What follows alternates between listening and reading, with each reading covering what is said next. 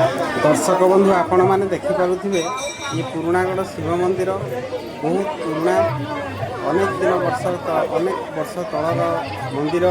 आज श्रावणर शेष सोमवार एणु एठारे भक्त मानकर प्रबल भीड़ लगी। मंदिर ठारू आपण मैंने देखिपे प्राय 1 किलोमीटर पर्यंत दर्शक माने दर्शन करने एठी भक्त मानकर भीड़ होईची। आज काउड़िया वालकर भीड़ रही। एणु यही अवसर में मंदिर रे प्रत्येक वर्ष यही दिन प्रबल भीड़ रही थाए। एठी जेते भक्त हेले मध्य श्रृंखलित भाव में दर्शन करिवार व्यवस्था करा जायछि। ग्रामवासी माने समस्ते मिलित भाव में मिलित उद्यम शांति श्रृंखला बजाय रखिछि एवं भक्त माने बहुत शांति श्रृंखलार सहित दर्शन करछन्ति। देखिपे ये यज्ञ मंडप एठी किछि भक्त अपेक्षा करछन्ति। ये होछि हमर मंदिरर पश्चिम भागर दृश्य।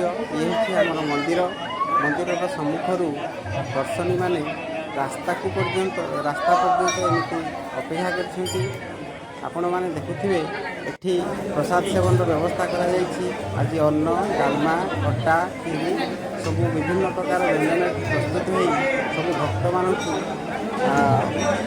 परसी दि जाउछि। सब भक्त माने बहुत आनंदर सहित उपभोग करछन्ति। आशा और विश्वास प्रत्येक वर्ष प्रभुंकर एपरि लीला लगी थाउ एवं अधिकरू अधिक संख्यक दर्शनी मैंने आसी ठाकुर के दर्शन कर। जय शिव शंभु जय शिव शंभु जय शिव शंभु।